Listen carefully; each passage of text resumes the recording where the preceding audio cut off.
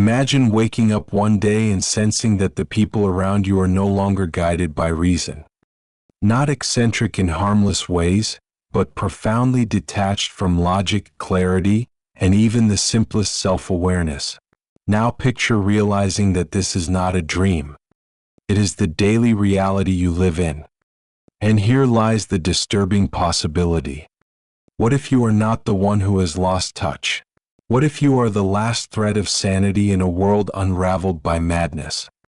Today we enter the unsettling terrain of mass psychosis, a condition where entire societies slip into illusions, driven by fear, hysteria, and blind obedience. History is filled with examples. Civilizations did not always collapse from foreign invasion but from inner delusions that spread like wildfire. As René Descartes warned in the 17th century, the senses deceive from time to time, and it is prudent never to trust them completely. But even he could not have imagined the scale of collective self-deception that modern societies now face. Psychologists call this phenomenon mass formation psychosis, where large groups lose touch with reality and surrender themselves to distorted narratives. The psychiatrist Carl Jung described how a soul disconnected from meaning and anchored in nothing becomes vulnerable to manipulation.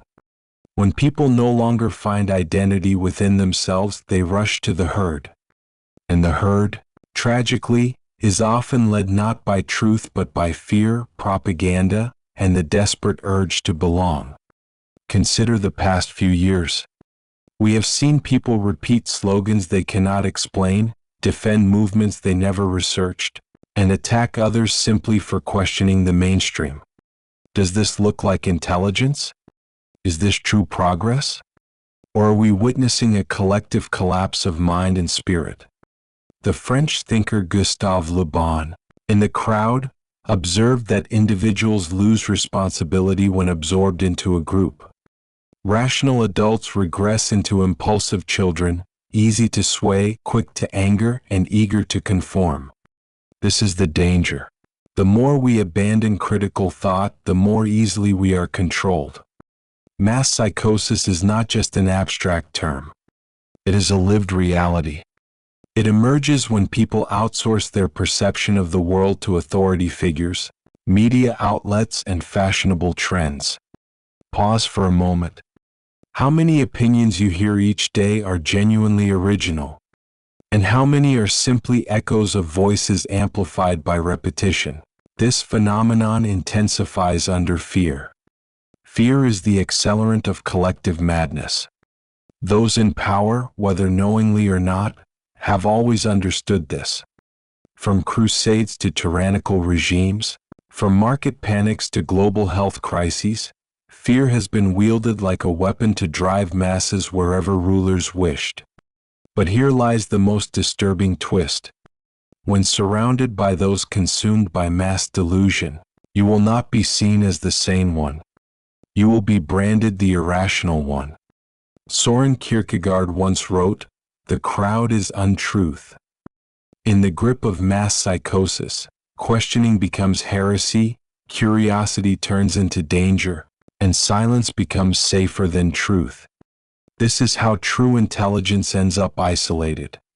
So what can we do? The very first step is awareness.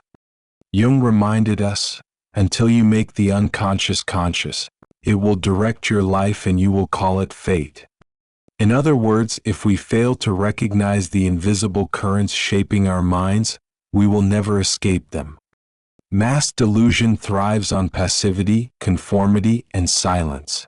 It survives when people stop asking why. Have you noticed how difficult it has become to hold rational conversations? Why is dissent so often labeled as hate? Why do those who question the narrative face more hostility than those who spread comfortable lies? Perhaps what we face is not ignorance but a collective refusal to face reality. This refusal is seductive. It offers belonging, security, and identity. But it always comes with a cost. As we go deeper, we will uncover the psychological mechanisms that make mass psychosis possible. We will also explore the thinkers who predicted this descent long before us. And most importantly, we will search for a way out, a path to protect the sovereignty of the mind. For the most powerful weapon you possess is not resistance to the crowd but the courage to think independently. Think back to a moment when you felt the quiet urge to disagree with everyone else in the room. Not because you were stubborn, but because something deep inside whispered, "This isn't right." Perhaps it happened during a lecture, a heated debate, or while watching the evening news. Everyone else nodded in approval, but you hesitated. Maybe you spoke up and faced rejection. Maybe you stayed silent and carried the weight of unspoken truth. This moment, small as it seems, reveals the hidden mechanics of social conformity. The human mind is not only designed for survival but for belonging. Our ancestors depended on the tribe. To be excluded once meant death. And that ancient fear still lives within us. We no longer fear lions in the savannah, but we do fear being mocked, isolated, or cast out. Mass psychosis feeds on this primal fear. It twists the natural desire to belong into a tool of manipulation. In the 1950s, psychologist Solomon Asch designed a famous experiment. Participants were shown a series of lines and asked which were the same length. The answer was obvious. But when actors in the group deliberately gave the wrong answer, the real participants followed along, ignoring their own eyes. They chose falsehood over isolation. The need to fit in was stronger than the evidence before them. And here lies the seed of collective madness. It does not begin with tyrants or monsters. It begins with ordinary people too afraid to stand alone. Now imagine multiplying that fear across millions, magnified by the speed of social media, the reach of manipulated headlines, and the pressure of cultural battles. You now have a virus of the mind spreading faster than any biological plague. But the danger does not stop at silence. When individuals abandon their own thinking, they do not merely become passive. They often become hostile. The German philosopher Friedrich Nietzsche warned us, "Madness is rare in the individual, but in groups, parties, nations, and ages, it is the rule." A society that suppresses truth does not become peaceful. It becomes violent toward truth-tellers. Have you noticed the pattern? When someone calmly presents logic or evidence, the response is often not reasoned debate but anger, mockery, or censorship. Not because the information is false, but because it threatens the fragile safety of illusion. This is not stupidity in the conventional sense. Many caught in delusion hold degrees, positions, or titles. But intelligence without awareness is like a ship without a compass. You can be educated and still profoundly lost. Here we encounter a painful irony. We are drowning not only in ignorance but also in educated confusion. Facts are abundant, but wisdom is scarce. People know what to think but not how to think. They mistake consensus for truth and compliance for virtue. And yet this is not entirely their fault. Modern society is built to distract. Schools reward memorization rather than questioning. Media thrives on emotion, not accuracy. Social platforms glorify outrage, not wisdom. We are conditioned to react, not to reflect. So what is the antidote? It begins with reclaiming sovereignty over the mind. You must build an inner firewall, one that filters noise, challenges assumptions, and protects your clarity from being hijacked. Start by asking yourself uncomfortable questions. Why do I believe what I believe? Who benefits from me believing this? What if I am wrong, or what if everyone else is? When was the last time I changed my mind because of new evidence, not because of social pressure? That single question can break illusions.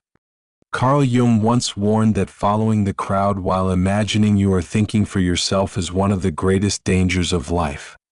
He urged us to confront the shadow, the unseen, uncomfortable parts of ourselves that we often deny. And in today's world, the collective shadow grows darker every day. Blame, projection, hysteria, these are symptoms of a culture in psychological distress. But you are not powerless. Awareness is the beginning of freedom. Your clarity is the very lifeboat others are seeking, even if they cannot name it. As you awaken, you will start noticing what others miss. The subtle manipulation hidden in headlines. The emotionally charged words designed to provoke, not inform. The silence surrounding inconvenient truths. But with this clarity also comes loneliness. To see clearly in a blind world can feel isolating. Yet this loneliness is not a curse. It is a rite of passage. From Socrates to Galileo, from Jung to Orwell, every awakened thinker has known this solitude. But they were never truly alone. Because in every age there are others, quiet, questioning, watching, waiting for the moment to speak, to resist, to rebuild. And that moment is now. For the longer we remain silent, the more the illusion spreads. The more distorted reality becomes, the harder it is to reclaim truth. Children grow up without critical thinking. Society forgets how to distinguish between reality and performance. And the cost of silence grows heavier with each passing day. So ask yourself, am I guided by truth, or am I ruled by fear? The answer may decide whether you remain trapped in the collective spell or awaken to a deeper freedom. To understand how mass psychosis unfolds, we must begin with the individual mind. A society is nothing more than a collection of minds, each responding to fear, uncertainty, and the hunger for meaning. When trust in leaders, institutions, or even neighbors begins to collapse, a culture becomes fragile. Anxiety rises. Certainty fades. Old stories no longer hold power, yet nothing has come to replace them. This is the fertile ground where mass delusion takes root. The first stage is disorientation.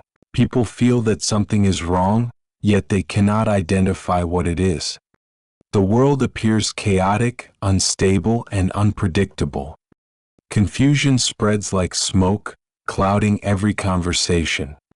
And in that fog, the human mind begins to crave order, even if order arrives at the expense of truth.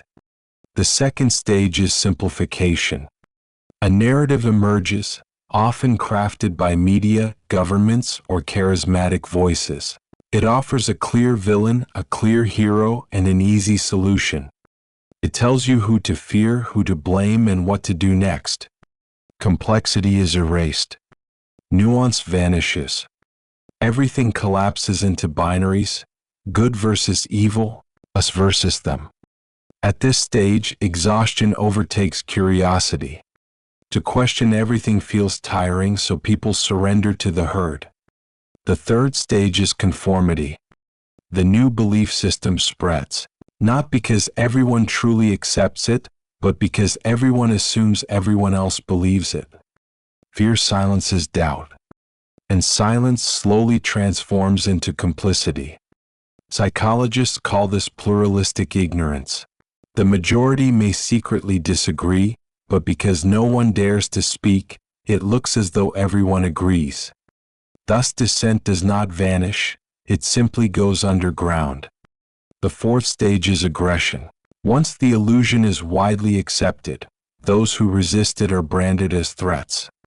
The crowd begins to enforce its new norms, not only socially but sometimes physically. Censorship increases.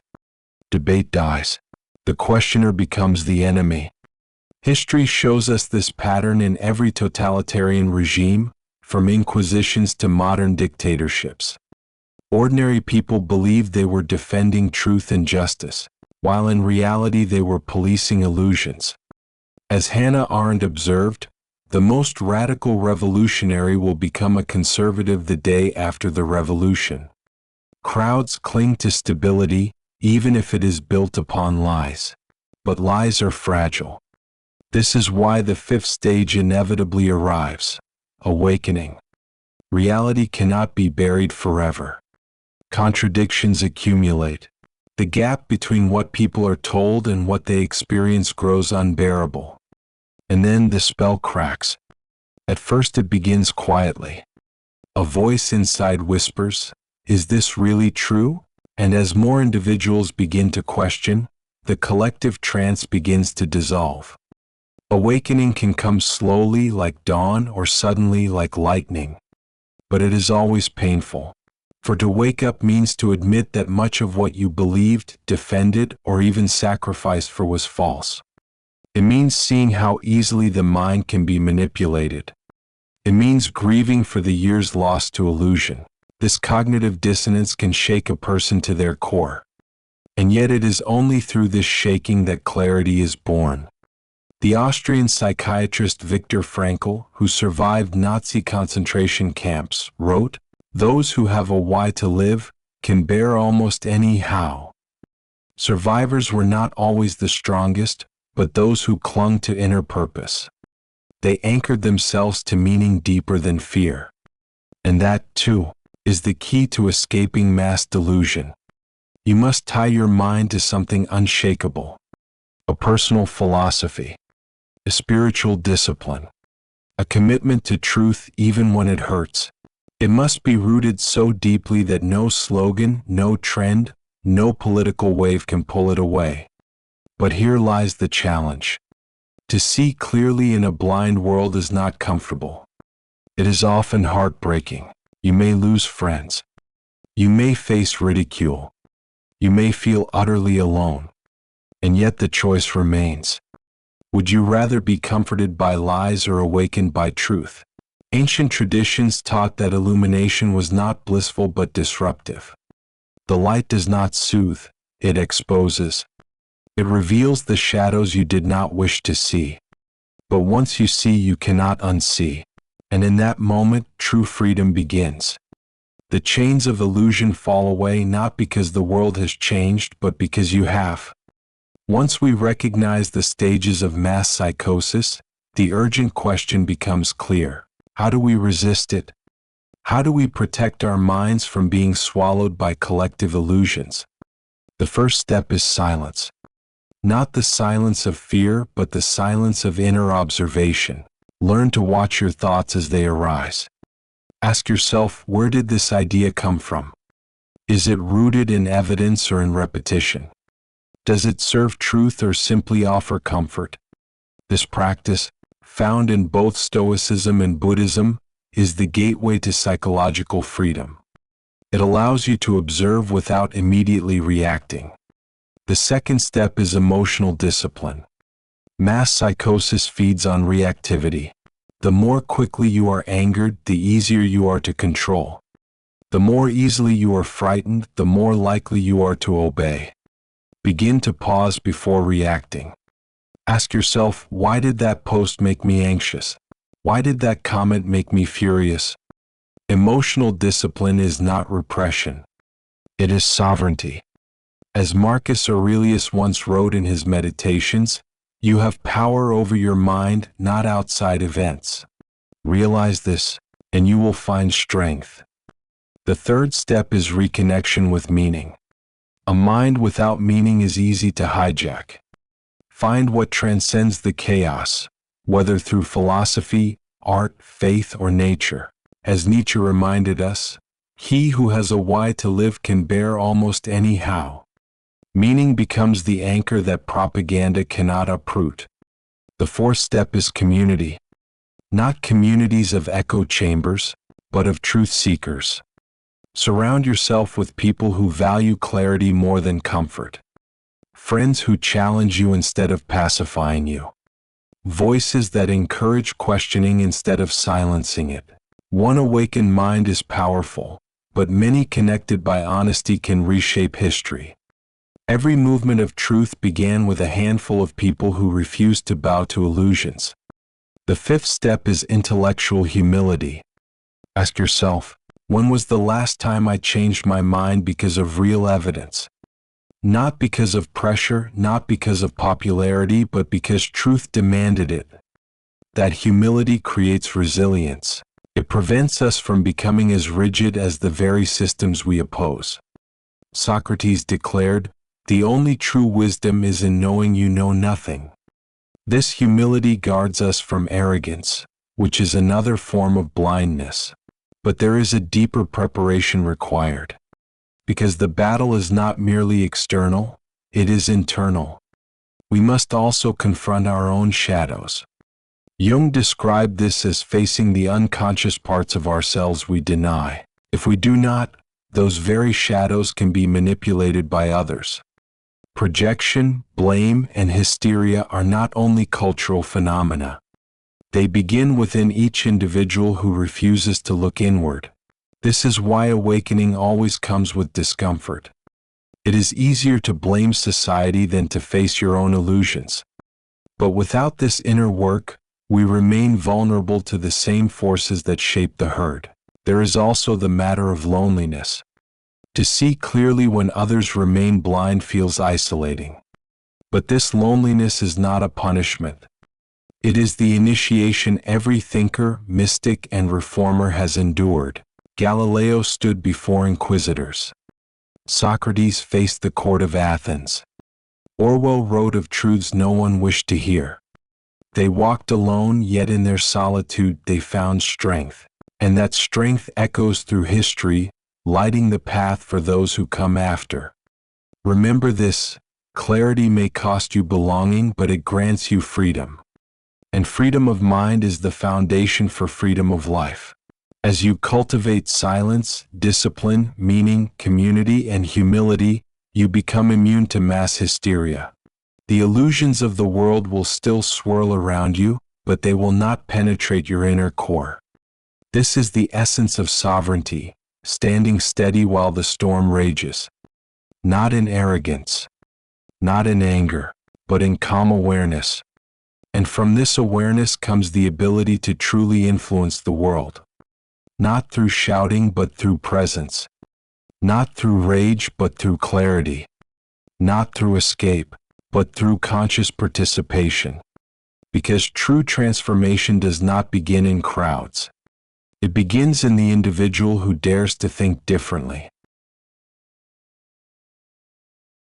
There comes a moment in every seeker's life when the noise of the world begins to fade. It is not the silence of ignorance, nor the silence of avoidance. It is a silence born of realization, a piercing clarity in which everything suddenly aligns. You see through the illusion. You recognize the madness around you. But more importantly, you recognize yourself. This is the final escape from mass delusion, transcending the need for the crowd altogether. Because the deepest root of mass psychosis is not fear of truth. It is fear of standing alone with truth. Most people do not choose lies because they believe them. They choose lies because lies offer companionship, while truth demands solitude. But when you learn to stand in your own presence, when your identity no longer bends to the shifting winds of social consensus, you discover freedom. True freedom is not rebellion. It is not the mere rejection of the herd. It is the quiet strength to walk alone without hatred, without despair, and without the craving for validation. Soren Kierkegaard wrote, "The crowd is untruth." He was not advocating isolation, but reminding us that truth begins with the individual soul that dares to know itself. When your identity depends on mirrors, you are enslaved to distortion. But when it is rooted in direct awareness, it becomes immovable. And this immovability terrifies those who dwell in mass illusions. For you cannot control someone who no longer fears rejection. You cannot silence a voice that has already found itself. Every system of mass control operates on the same principle: divide the self. Make people doubt their own compass, and they will cling to authority. But here lies the secret: your inner compass was never broken. It was only buried. Buried under shame, ridicule, fear, and noise. And yet it remains, waiting to be uncovered. Awakening is not about becoming something new. It is about remembering what you always were. And memory is often painful. because with remembrance comes grief. Grief for the years lost to illusion. Grief for the relationships built on falsehood. Grief for the truths you denied just to survive. But grief is not the end. It is the doorway to strength. Once you remember who you are beneath the layers of programming, a profound shift occurs. You stop reacting and start observing.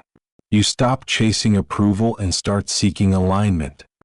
You stop fearing the madness of others and begin mastering your own mind. From this place you radiate a new kind of energy, one not explained by titles or status. It is the energy of coherence, of integrity, of truth embodied. Some will be drawn to it. Others will be threatened by it. But it no longer matters. Because your peace is no longer tied to their approval. This is the ultimate escape. Not fleeing the world, but no longer needing its applause. And it is from this stillness that true transformation begins. You become the antidote to mass psychosis, not by preaching, not by forcing, but by embodying what freedom looks like. When others see that you are not afraid to question, not afraid to stand apart, not afraid to admit you may be wrong, something awakens in them too. This is how awakening spreads, not through violence but through resonance, not through force but through example. One awakened individual can ignite the memory of freedom in thousands of others, because truth is contagious. And this is what mass delusion fears the most, the sovereign individual. Friedrich Nietzsche once said, "The individual has always had to struggle to keep from being overwhelmed by the tribe." And yet, he reminds us, if you try it, you will often be lonely, but no price is too high to pay for the privilege of owning yourself. If you have walked with me this far, then you are not like the rest. You are part of a quiet rebellion. A rebellion of clarity, compassion, and consciousness. A rebellion that cannot be televised, weaponized, or controlled. It begins with questions. It deepens with truth. And it ends not with conquest, but with liberation. The liberation of your mind. The liberation of your soul. The liberation of your life. So ask yourself now, what kind of world do you wish to live in? One ruled by hysteria and blind obedience, or one where individuals stand awake, courageous, and sovereign? It begins with you. Speak your truth even if your voice trembles. Stand your ground, even if you stand alone. Because the world does not need more clever followers. It needs conscious leaders. And you, if you choose, can be one of them. This is the way out. Not through rage, but through remembrance. Not through escape, but through evolution. Let the madness of the world rage if it must. You have found something deeper. You have found yourself. And in doing so, you have already begun the revolution.